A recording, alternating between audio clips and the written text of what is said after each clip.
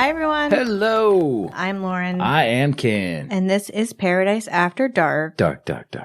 Paradise After Dark is an independent podcast covering true crime, Unsolved mysteries, missing people, urban legends, and the dark side of the Sunshine State. If you'd like to support our show and get a bunch of extra Paradise After Dark content, plus early and ad-free episodes, sign up for our Patreon at patreon.com/Paradise After Dark podcast. And everyone, be sure to check out our website, paradiseafterdark.com. On our website, you'll find links to all of our episodes, our mailing list, our merch store, our social medias, and of course, our Patreon. We also have a virtual tip jar, and if you leave us a tip, we will give you a shout out on the show. So, Ken, do we have any other housekeeping things we need to discuss? Yeah, I would really like you to get the dishes done when we're all done with this recording. The dishes are already in the dishwasher and it's running. Oh, okay, good. Then I guess that's it. I guess we're done with the housekeeping. So, Lauren. Yes. Tonight's case. We are discussing a case that I have literally seen the episode on Forensic Files about 487 times. Well, that's the thing. And with it always Files. bothered me. Well, I think I've seen every Forensic Files episode that's about the thing with Forensic Files. We watched them all like 5 times. But this one always bothered me. And, you know, I have this method of how I figure out what cases we're going to cover here on Paradise After Dark. Well, I have a couple different methods, and I'm not going to give those away. But Trade secret. I did come across this case, and I was like, oh my gosh, this is that case, you know? So I was like, we have to cover this. So here we are. We are going to be talking about the Rodgers family. One thing I would like to note to people, on a regular case, so like when Lauren's doing a regular case, and this is a little behind the scenes secret about the show.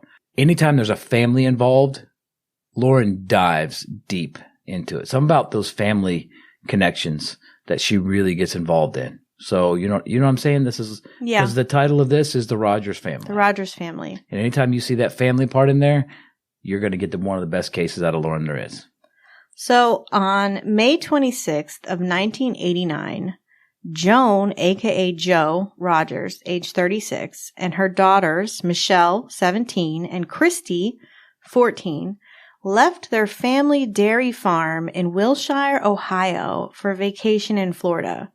It was the very first time that any of them had left their home state of Ohio. It had to be a great feeling. The three were very excited and planned days on the beaches, visiting attractions, and even a visit to Disney World. Now, Hal Rodgers, age 37, this is Jo Rogers' husband and the father of Michelle and Christe. He was quiet and slender, the patriarch of the Rodgers family. He would not be going on this vacation because there was just simply no way that he could get away from the farm work. They worked on a dairy farm, so... Somebody has to stay behind because it doesn't run itself. Right, exactly. So this is the ultimate family vacation. It's the mom and daughters. This is like the dream vacation. It's the first trip to leave the state, and it's just the ultimate. So the first Florida stop was, of course, Jacksonville Zoo. Let's get into Florida and hit Jacksonville right away. Okay. Yep. Okay. The next was Silver Springs. What a beautiful area. I think you can still go to Silver Springs. Yeah. I know there's quite a few attractions, and we've discussed them on some Patreon stuff about some of the Florida attractions that have closed. Now, over the next several days, they will hit SeaWorld, Epcot Center, and MGM Studios. But by June 1st, they found themselves cruising into Tampa. So now they're going to Jacksonville. I mean, they're hitting Florida all Yeah, up. they're cruising on down. Yeah. Exactly. They're hitting everything. And they plan to hit Busch Gardens and possibly the Gulf beaches. Now, they arrived at the Days Inn at Rocky Point. They checked into room 251. Now, this hotel overlooked the shoreline of Tampa Bay, and they were seen for the last time that night when they checked in. So earlier that day, while looking for a hotel, Jo pulled over to check her map. The map was on a brochure she had picked up with tourist information about Clearwater Beach. And Clearwater Beach is a little bit north of Tampa.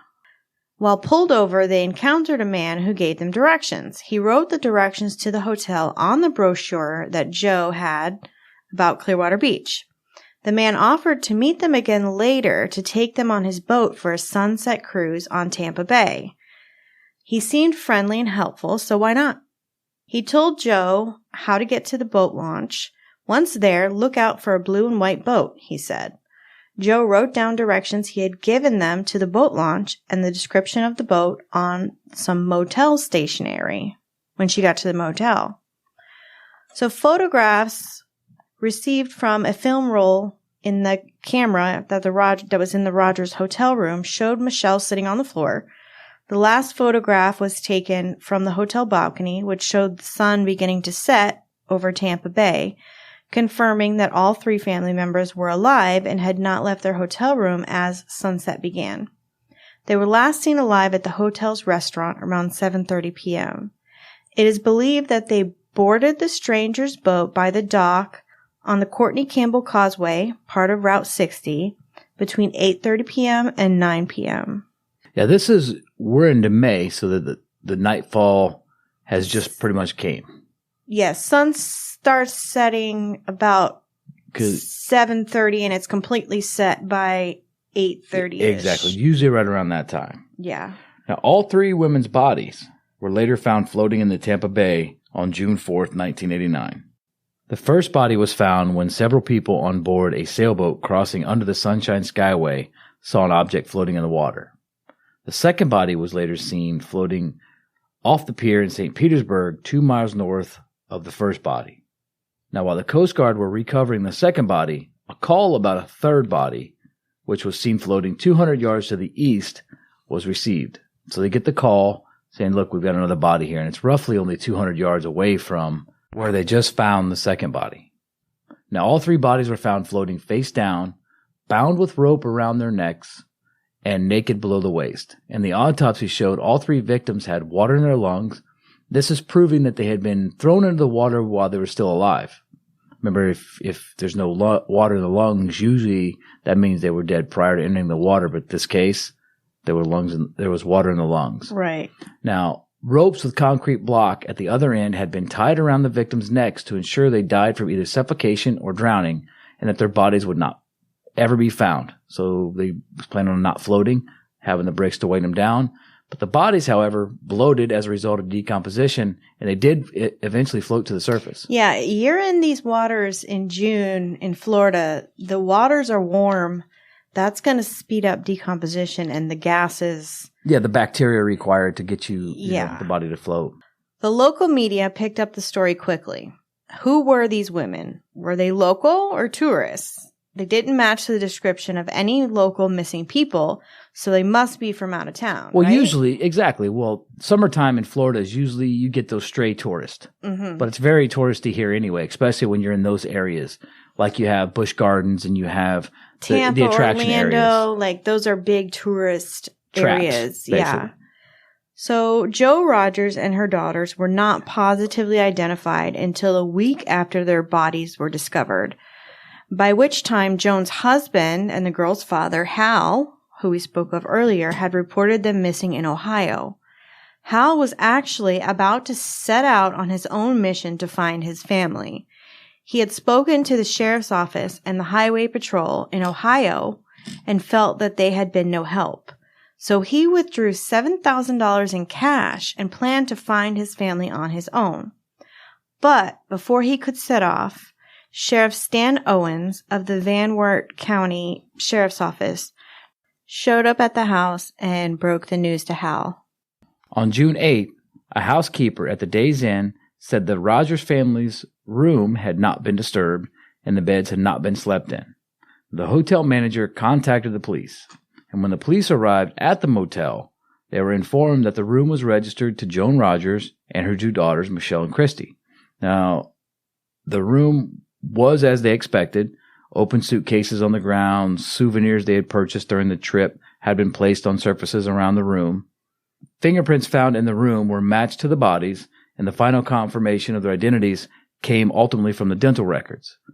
Now, you can just picture the room. It's set up like you just walk into a room and throw all your stuff down and then head back out. Exactly. People on vacation, that's what you do. It's like, hey, we're done with the fun. Let's go get dinner. Let's go to breakfast. Let's go. Trust me, I know I can trash a hotel room. Yes, she can do that. Marine researchers at the University of South Florida estimated from currents and patterns that the victims were thrown from a boat and not from a bridge or dry land between 2 and 5 days before they were found. Well, I'm assuming that the marine researchers are saying that they were not thrown from a bridge or dry land because of where they were found. And obviously, if they were thrown like bridge or dry land, the currents wouldn't have picked them up and put them where they were found. Exactly. So okay, I get that. That makes sense. I was confused on that, but okay.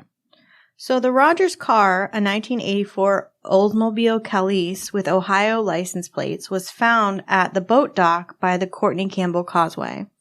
Let's get to know our victims. According to a blog post about this case on talkmurderwithme.com, Jo was described as outgoing and gregarious, and her husband Hal was quiet and reserved. It was Jo who brought out Hal's fun side, dragging him onto the dance floor and making him listen to country music with her. But life was not easy on Jo. Between her night job, farming, and being a mom, she hardly slept. Although overworked and exhausted, she did her best to stay upbeat and positive for her family. The older daughter, Michelle, was reserved and could be considered aloof, while Christe was bubbly and always cheerful. Growing up on the farm, both girls loved animals. Christe was a cheerleader, popular at school, and made friends easily. She was also the apple of Hal's eye. Michelle was shy and more of a tomboy. She enjoyed going to parties where she spent time huddled with her close friends, sneaking beer and smoking cigarettes. So she was a little different than the rest of them, although still played her part. Yes. But, there's always a but. The Rogers family was no stranger to heartache. John Rogers, now this is Hal's brother, he lived in a trailer on their property. Now 3 years earlier, John had been arrested for the rape of his ex-girlfriend.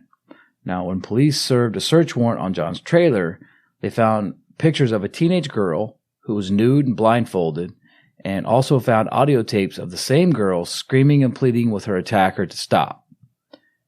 And that teenage girl was Michelle. Now, John had been molesting her since she was 14 years old. He routinely threatened Michelle, warning her that if she told anyone, he would kill her. It's that typical tactic that abusers use. Yes. The revelations ripped the family apart. If I had known, I'd have killed the son of a bitch to start with, Hal would later say. Now, Hal and John's mother, Irene Rogers, sided with John over her granddaughter. It's such a frustrating situation. It's so weird. I don't know. I don't understand the dynamic. Now, Irene would tell people around town that Michelle was lying about the whole thing, despite the evidence that the police found in John's trailer. Yeah, they found photos of Michelle tied up naked.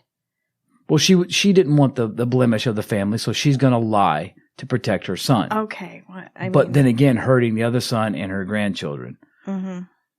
And Hal, of course, he was livid and promptly cut his mother out of his life, as I would too. I'd be like, we're done here. So now at this point, Hal had lost his brother John and his mother Irene. John ended up being sentenced to 7 to 25 years in prison for the rape of his ex-girlfriend, and the charges brought against him in Michelle's case, however, were dropped when she refused to testify. Which, how old was she, 17? Yeah, I think 17 she was years about old. 17. Nobody wants to testify against that kind of stuff, against the whole town. Right. So this whole trip to Florida was a sort of a celebration. The family was moving on from a very dark period of their lives and looking to let loose and have some fun. And the girls were all going to head to Florida and just kind of enjoy each other's time. So Joan, Michelle, and Christe Rogers were buried in their hometown on June 13th, 1989, after a funeral service at Zion Lutheran Church, attended by about 300 family members and friends. Numerous police officers were present to keep reports and television crews out of the church at the time of the service. In the meantime, the investigation into their murders was underway down in Tampa. It's important to note that even though the family had been staying in Tampa, their bodies were found in the water, which was technically in St. Petersburg jurisdiction. So St. Petersburg police took over the investigation. St. Petersburg is a city that shares the other side of Tampa Bay to the south. Yeah. the St. Petersburg police are on the case. Yeah, it's that fine line of jurisdiction that we find a lot in true crime. Yeah. But as usual, investigators first look at the closest to the family, so Hal Rodgers, the husband, father, was immediately questioned. And they found it odd that his family disappeared on June 1st, and they were supposed to return to Ohio on June 3rd, but Hal didn't report them missing until June 6th. So why wait 3 days? Now, Hal's demeanor with the police was also a bit of a concern. He was described as cold and uncaring and not behaving like someone who's just lost his entire family. But as we mentioned earlier, Hal was a quiet, reserved man. And I guess the question arises, did he have life insurance on the family? Yes. We don't know exactly how much, but we know that it wasn't enough to really raise any suspicion. Exactly. And the $7,000 he withdrew from the bank, was that actually meant to like pay a hitman? I mean, yeah, they questioned him about, remember just a minute ago, we said he withdrew $7,000 to go in look cash for his family. To go look for them, which is a little odd. I mean, even in 1989, you had debit cards. You did. Well, to some form, I believe, but you had credit cards. But remember, these are farmers. They didn't really get out much. So I'm sure in their small town, they didn't really use credit cards much. Yeah, maybe you're right. Credit cards were really used mainly for travel and things. But if you're in a small town and you don't really go outside a small town, you wrote checks. Yeah. So if you're going to be out of town, you don't really write checks out. I can kind of understand why he would have withdrawn the money. But again, on the police's side, it did look a little suspicious because could he have withdrawn that money to pay a hitman? Oh, I understand that totally. I could see where their suspicion, came from. But despite all of these questions, Hal was quickly ruled out as a suspect. There were multiple people who saw him each day that week his family was gone as he ate his meals out at restaurants. Now, apparently, Hal couldn't cook. He couldn't even boil an egg. And with his family away, this is how he got all of his meals. Maybe he just didn't want to cook. He went out to restaurants. It would have been pretty much impossible for him to be in Florida the night his family was killed, but back in Ohio in time for breakfast. That would be a little tough. Right. So let's take a quick break to hear a word from who was paying our bills this week.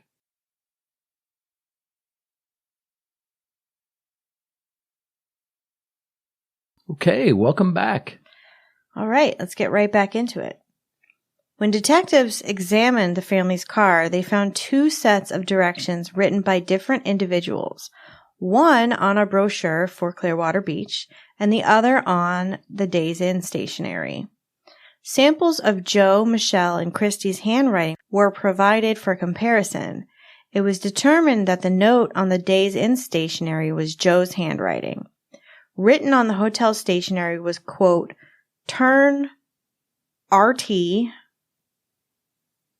parentheses, W on 60, 2.5 miles, on right side, Alt for bridge, blue with white. But none of the women's handwriting matched the other set of directions, which read, Courtney Campbell Causeway, Route 60, Days Inn. The handwriting directions on the Rodgers Clearwater Beach brochure, according to the forensic document examiner, were very unique. The handwriting was like nothing she had ever seen before. In particular, the letter T was capitalized in the middle of words, and the letter Y was written differently each time. So who wrote the directions to the hotel on the Clearwater Beach brochure? That's a good question. One thing that I want to suggest to everyone here, take documentation or something that's maybe a family member, take from a child or your spouse or your sister, your brother. Take like 3 or 4 documents that they filled out and actually look at it and look at the handwriting. Because I've actually done this with my stuff and Lauren's stuff. And just look at the 2 and you'll see a lot of consistencies. And I think that that's sort of where they come up with all of this. Like the handwriting examples you always hear about in true crime, or when they're doing a case, they always talk about the handwriting samples. If you've ever done it before, try it. And you'll see that there are certain nuances that are continuous throughout handwriting on different documents, regardless of it. So, of course, obviously Hal has some documentation that everyone has provided at some point, and Right. they've examined this stuff and determined that this is none of their handwriting. Right. So the investigators concluded that the family must have met someone along their journey and asked for directions, which we already know is exactly what happened. They also concluded that the blue with WHT in Joe's note was describing a boat, meaning blue and white. Considering that they had already determined that the women must have been put into the water by boat versus the bridge or land, like we discussed earlier, they assumed that whoever had taken them out on the boat was almost certainly their killer. Right. So obviously whoever's given them directions, who's gotten them on the boat, this blue and white boat, is most likely the person that threw them off of the boat. And they surmised that it may well have been the same person who had given them the directions to the motel. But who is this person? How could they even find out? There must have been hundreds of blue and white boats in and around Tampa Bay. And the police released a picture of the directions written by the stranger on the brochure, and it was actually all over the local media.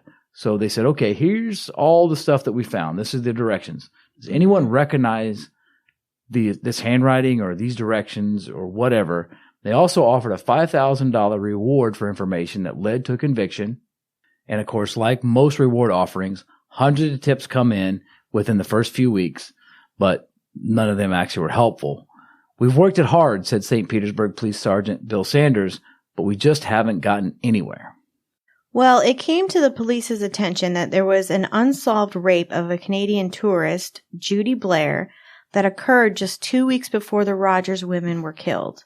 The crime had many similarities.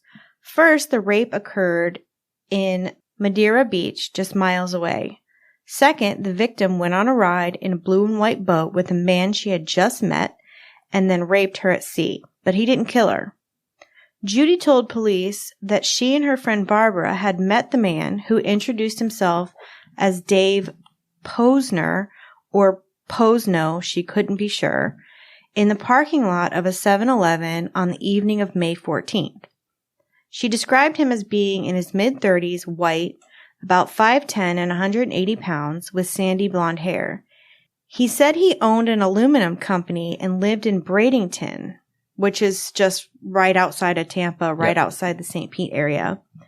The man invited the two women to join him for a boat ride the following afternoon.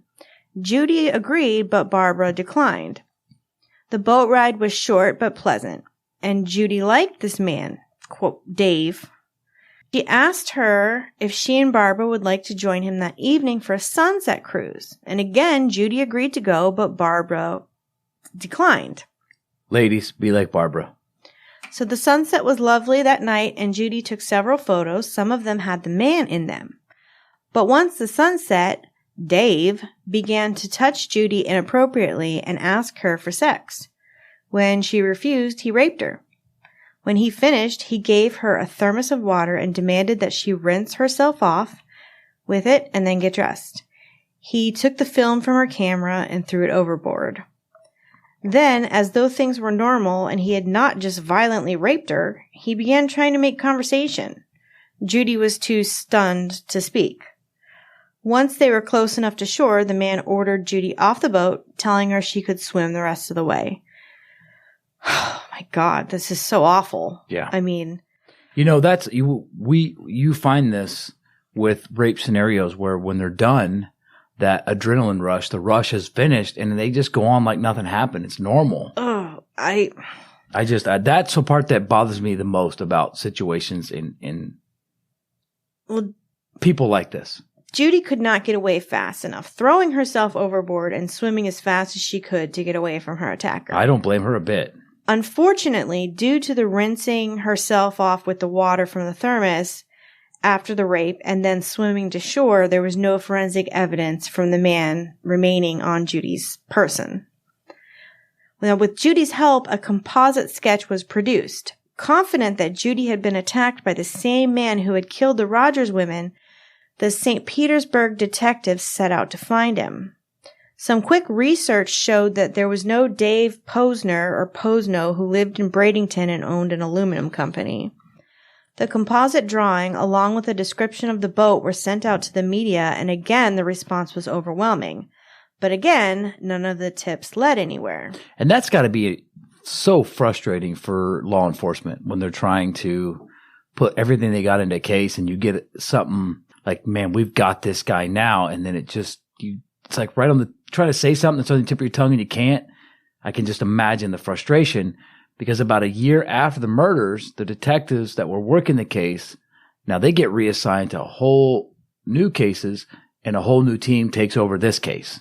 St. Petersburg police believed that a fresh set of eyes might help the case. But it wasn't until the spring of 1992, and this was almost 3 years after the murders, that they finally got a break. By this time, they had released information from a psychological profile that was prepared by the FBI. The reward was raised to $25,000. Sergeant Glenn Moore of the St. Pete Police Department held a press conference and had the case featured on national television shows Unsolved Mysteries and Diabolical Minds case studies. Yeah, it was also on Forensic Files. Yeah, of course, Forensic Files. But I think that was filmed after it was solved. Think so? Yes, because in Forensic Files, they told us how they solved it. Okay. So a Tampa woman named Joan Steffi was convinced that her old neighbor was the killer. She had reported her suspicions to the police before, but nothing ever came of it. Steffi even had the composite sketch of the Madeira Beach rape suspect taped on her fridge.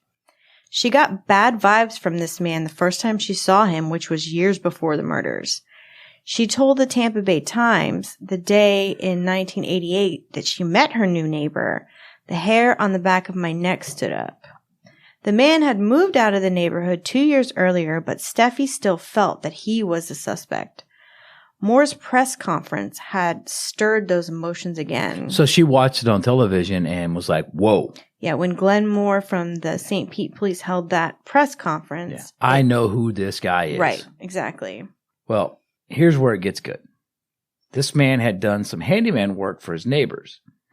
So Joan Steffi realized she knew of at least one other neighbor that had hired the man to do some of the home maintenance and handyman work. So she went to her neighbor's house where they found a contract and a check signed by the man. And Joan Steffi and her neighbor, this is Mozelle Smith, faxed over to the task force samples of the man's handwriting from the receipts that he had signed. So again, we get back into the handwriting. But investigators were still not giving Joan Steffi's tips the credit that they deserved. A month later, outdoor advertising giant Patrick Media Group donated billboards throughout the city to help solve the case. One of the billboards asked who wrote these directions. You may know who killed the Rodgers family. And they had a huge display of the writing. Now, after several more months and a strongly worded letter, Steffi and Mozelle Smith's tip got the attention it deserved. But it wasn't until July 31st, 1992 that an investigator spoke to Mozelle Smith. Now, it was all down there for the stranger. Nope. Now, it was all downhill from there for the stranger, who we now know was named Oba Chandler. Oba, O-B-A, Chandler. Chandler was then living on the east coast of Florida. But at the time of the Rodgers murder, he lived 2 miles from the boat ramp where the Rodgers car was found. He also had a blue and white boat. He also was an aluminum siding contractor. So the Dave Posner, or Posner, however you say it, or Posno, as Judy Blair had described earlier, she had the guy, but obviously Dave was just an alias. Right. So a probation photo of Chandler looked exactly like the composite sketch. And he had a very extensive criminal background. Yeah, going back to like 13 years old or something. Right, exactly. Sergeant Glenn Moore decided that the quickest way to get Chandler behind bars would be to get him on the rape charge of the Canadian tourist. Now, behind bars, this buys them time to kind of seal the Rodgers murder case. So they have to get him behind bars to where it gives them time and they can get all the facts put together and nail his ass for this case. So Sergeant Glenn Moore partners with the FBI and the Florida Department of Law Enforcement, and Chandler's Port Orange home was put under constant surveillance. A wiretap was placed on his phone, and Chandler was tailed everywhere he went. Now, when I say phone, I mean it's kind of his home phone, folks. I don't think there's a lot of cell phones. 1993, 394 time frame. Yeah, exactly. So I want to kind of, because there were cell phones, they just not real. I don't think he had one. Now, an FBI plane actually even flew above the house to capture any movement. Now, law enforcement officials got the Canadian tourist and her friend to positively identify Chandler through photographs. So the judge finally cuts out a warrant for Chandler, and he was arrested outside of a gas station without incident. So they arrested him, and I'm assuming that he was probably at a gas station, probably looking for the next victim. He could have been. Exactly. I mean, remember, all of his victims were picked up from gas stations. Once they had Chandler in custody, they were able to locate his boat, which had been sold by this time, and buy it back to search for evidence. The Canadian tourist and her friend flew down to St. Petersburg to identify Chandler in a lineup.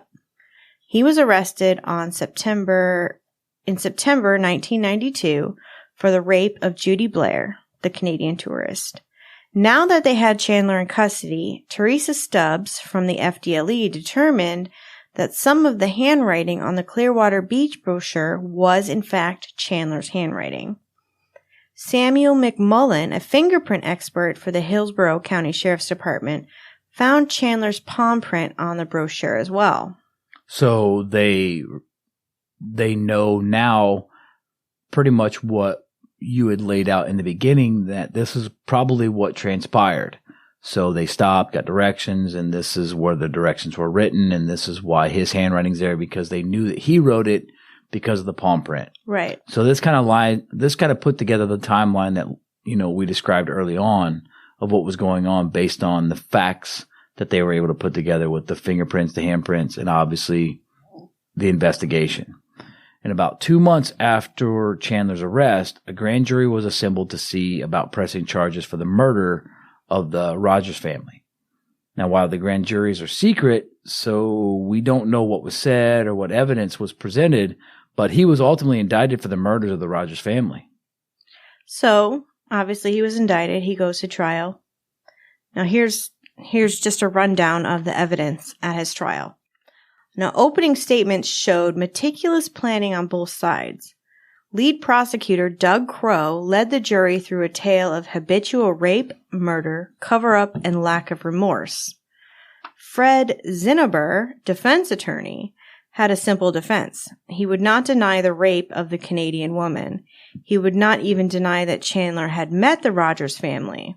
He explained that there was no proof that Chandler did anything besides give the Rodgers family directions.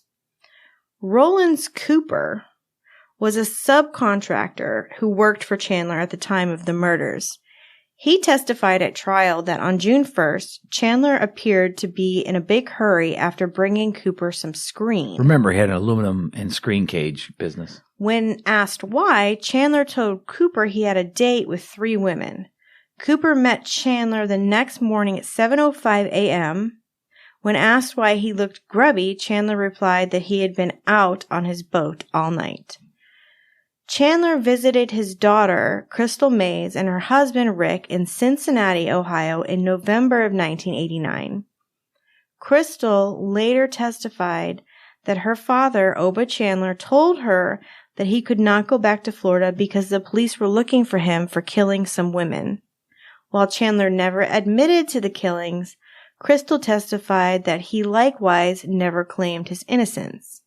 Similarly, Rick Mays thought Chandler had committed the murders from the way he described how the police were looking for him as a murder suspect. After Chandler was arrested in September 92, Crystal was contacted and cooperated with the police, and she began to tape their conversations. She gave a sworn statement to the state's attorney's office on October 6, 1992. Now, Chandler's wife, Deborah, told investigators that her husband's behavior and attitude changed following the murders. His temper became short. He yelled at her frequently. They argued a lot, and he refused to have sex at all during those 2 months. So the rapist was refusing sex? Apparently so. Robert Carlton testified that he bought a blue and white boat from Chandler in July or August of 1989. Carlton recalled seeing concrete blocks at the Chandler house. So Chandler did actually have access to concrete blocks. So we do know that he had concrete blocks. Yeah, and they said that some had 2 holes, some had 3, and I think what they found were the little skinny, slender blocks that have 3 holes. That have 3 holes, and that's what the Rodgers family was found weighed down with. Exactly, they weighed them down with those little skinnier blocks that you see that have the 3 holes. And I got to believe that there are probably a lot of other significant things, but could the man that buys the boat, I mean, could you imagine you buy the boat and all of a sudden they come back and say, hey, this is all that stuff you've been hearing in the news about this murder. It all transpired on this boat that you just bought. Right, exactly. And I got to believe that he was like, here's the boat. Do what you got to do. This is what I've done. I mean, that's the way I would be. I'd be like, look, I've changed this. I've done this, and then of course, now he's kind of involved in the trial. Luckily, because the boat could have left Florida or gone somewhere where they could have never found it somehow. Well, Chandler, he testified that he met Michelle Rodgers when he stopped at a gas station. Again, here's the gas station scenario. So obviously, he's continuing to look for victims at gas stations. Now, he testified that he had a very brief conversation with Michelle, giving her direction to the Days Inn on Highway 60. Now, Chandler maintained that he never saw any of the Rodgers family again after this short encounter and adamantly denied the killing. Of course, he's going to defend himself. He also testified that he never told Rollins Cooper that he had a date with 3 women. So he's saying that his employee or the man he was supposed to meet to give him screen lied. Chandler claimed that he was out on his boat all night because his engine died after a hose burst, spilling all of his fuel. He also testified that 2 men in a boat gave him a tow to Gandy Bridge Marina, where he put some fuel in his boat. In rebuttal, James Hensley, he's a certified boat mechanic, testified that Chandler's fuel line was possibly still the original and was actually in good shape and showed no signs of repair. Now, Hensley stated that even if there had been a hole in the fuel line, it would not have leaked because the anti-siphoning valve. So, nice try though. Nice try, Chandler. So after the jury trial concluded, Chandler was found guilty on all 3 counts of murder on September 29th, 1994. The jury reconvened for the penalty phase the next day. During the penalty phase, Chandler waived the presentation of any testimonial mitigating evidence. What's that mean in English? The mitigating evidence, we've talked about this a zillion times. There's aggravating and mitigating factors that come in during sentencing.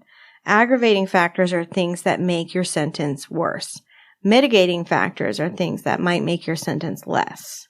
Okay. Like if you had a fucked up childhood or if you had mental illness. Well, his childhood was fucked up because his father hung himself.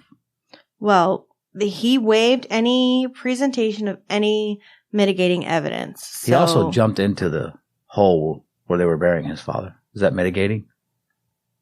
No, I didn't know any of that, but thanks for filling me in. You didn't know? You just dropped that bomb on me. Sorry about that. I mean, would they consider that a mitigating circumstance? Maybe if he had wanted it, but he didn't want any presentation of any mitigating evidence. So he waived all the presentation. Yes. So that's what you're saying is he waived all, hey, everything I've done in my past doesn't count in this case. Right. Okay. That's what I mean. I just want to hear it in English because sometimes I'm not learning apparently because we've talked about this 100 times. So, however, he did present some documentary evidence, including records showing that he obtained a high school equivalency diploma and earned college credits while in prison.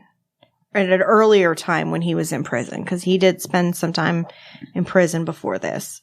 So the state presented the judgments and sentences of Chandler's prior armed robberies. Which is why he was in prison before. And the robbery victims also testified about the details of those crimes. So these are aggravating factors. Okay. So the jury recommended a death sentence for each of the murders by a vote of 12-0 later that same day. That means nobody said he was innocent. No, nobody said that he should live. Oh, yes. Yes. 12-0, they voted on the death penalty. Well, it came down to November 4th of 1994. After adjudicating Chandler guilty on all accounts, the trial court imposed 3 death sentences on him for the murders of the Rodgers family. Now, Hal Rodgers was actually present when Chandler was sentenced to death for the murders of his family, Joanne, Christe, and Michelle. So 17 years later, on November 15th of 2011, Hal and other family members gathered in Stark, Florida at the Florida State Prison to witness the execution of Oba Chandler. Now, apparently time was not kind to Oba Chandler. By the date of his execution, he had been described as looking like an old, frail hospital patient. When asked if he had any last words, he simply barked, "No." Although he did write down a statement which read, "You are executing an innocent man." The first chemical was injected into his veins, and within 17 minutes, Chandler was pronounced dead. But that isn't the end of Chandler's story. But investigators were always suspicious that maybe Oba Chandler had other victims. Now, this was actually confirmed in 2014 as police in South Florida announced Chandler had been linked by his DNA to the killing of a 20-year-old Davie woman who was abducted in 1990. Now, cold case detectives said DNA evidence in the killing of Ivelisse Barros Bergeries, who was asphyxiated, was retested using more sophisticated techniques than were available in the 1990s and proved Chandler raped and killed her. Coral Springs police then learned that Chandler had lived 1.5 miles from the Sunrise Mall in Broward County where Barrios Bergeries worked and was abducted. When Barrios Bergeries did not return home from work after finishing her shift the night of November 26 of 1990, her worried husband found her car in the mall parking lot and called police. Her nude body was found dumped in neighboring Coral Springs a few hours later, and police discovered Chandler abruptly left his home in Sunrise 2 or 3 days after her killing. His landlady said that he even left furniture behind, so he got out of there and hightailed it quick, just left everything behind and gone. But even if a DNA profile created from swabs taken from Barrios Bergeries in 1990, a sample of Chandler's DNA would not have been taken by the state until 1994, when there was the conviction of the Rodgers murders. Oh, I got it. So this happened in 1990. This was 4 years later before the DNA was introduced. Right, exactly. So when they tested it back in the early 90s, Chandler's DNA was not in the database. So in August of 2013, detectives decided to take another look at the investigative file. And the swabs were retested, and they were using this modern technique. More modern techniques. And the lab was able to confirm the match to Chandler, whose DNA was now, like Lauren said a minute ago, was actually in the state criminal database. So Pinellas investigators believe that Chandler was linked to other abductions and rapes dating as far back as 1963. Wow. But retired Pinellas prosecutor Bruce Bartlett told the Tampa Bay Times that time decreases the chances of solving other cases. Chandler was a pretty sharp criminal as criminals go, Bartlett said, and he was very good at covering his tracks. You know, and who knows what other cases he might be connected with. So I guess we'll see, you know, because... Yeah, I mean, the things that they're doing now with DNA... Well, you hear this a lot when you're listening to podcasts or when you're watching shows, is they always talk about these cold cases, and people are always so quick to say, well, how come they haven't connected the DNA to somebody? And a lot of times it's because the DNA hasn't been tested. And if you look at the Golden State Killer, one of the things that Paul Holt said about the DNA was that he was scared to actually release it because they had such a small amount left that if they were to test it again, it could all be gone. Right. So this, and you go back to some of the cases, like he said, possible cases in 1963, which means they're not done looking yet. So they're going to start looking at these cases with similar MOs and say, okay, we're going to check this DNA and then we're going to check it against him. He could have been a serial killer. Could have very well been. And we may find out later on that he actually was based on this guy's sort of MO. So, you know, I mean, how do you feel about that? Do you think that that's something that's a potential, you know, I mean, there's potentially more out there. Absolutely. But once they get to these cold cases, because all the cold cases don't just automatically send DNA stuff. I think somebody like that, who we know raped a woman on May 14th of 1989 and then murdered 3 women on June 1st of 1989. And then we hear in November of 1990, he raped and murdered another woman. Now, these have all been confirmed through DNA. That is a pattern. That is a serial killer. Yeah. And I would bet anything that there are more victims out there. And I hope and pray that the cold case detectives will dive into it and test more DNA, and we'll see if we can't. I mean, he's dead now. He's already been executed. He was executed. But let's bring closure to the families, at least. Exactly. And one thing too is with the cold cases, and we're actually working with basically, you're going to hear from an interview possibly coming up with somebody that does a lot of this DNA work and helps to fund some of the stuff. So hopefully, these cases can be brought up, because remember, a lot of times you might have like these little small towns, like Brooksville, Florida, which is kind of in that same general area where something like this may have happened. But something tells me if this guy was raping and murdering women and was getting away with it, he was going to do it more often because he wasn't caught yet.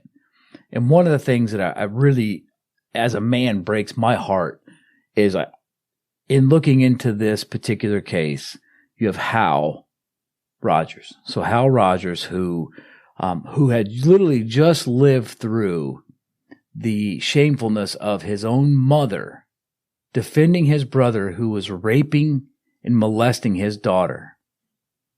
I mean, so this guy just realized that this horrific thing was happening to his daughter and wanted to physically harm his own brother, and watch his mother defend him, has now lost his mother, his brother, and then he sends off his family to kind of say, hey, look, go away, take some time out of here, get out of here. You guys have never left Ohio. Yeah. I'll take care of the farm. Go get out of here. Hey, honey, you take the kids and go have a good time. And then they wind up dead. This man has literally, within a course of this small amount of time, has lost his entire family. And to me, that makes Hal, and the fact that he has to live with it, that makes him one of the most tragic victims in this case. I wonder whatever became of him. I'm actually going to look into that, and I'll update on our next off-topic uncut on Patreon. Maybe we'll do that, because that's just very sad. And that's one of the things. I mean, this shitbag has harmed and changed the lives of a lot of families. So hopefully... He's a bad, bad guy. And I got a feeling that Lauren is absolutely right. I think they're going to find that there's going to be a lot more cases that this guy was involved in, and hopefully we can bring some closure to families. So Lauren, I think, is that all we want to add tonight? Do you have anything else you want to add to the case? Or Nope, that's it. All Again, right. If you'd like to support the show, please subscribe to our Patreon at patreon.com/Paradise After Dark podcast. And like we always say, check out our website for links to all our social media, our Patreon, merch store, and mailing list, and much, much more. And please make sure to subscribe to the show on whatever platform you're listening, and rate and review. Please, please, please, please, please rate and review. This really, really helps us branch out and reach a wider audience. And as always, thank you for listening to Paradise After Dark. Dark, dark, dark, dark, dark.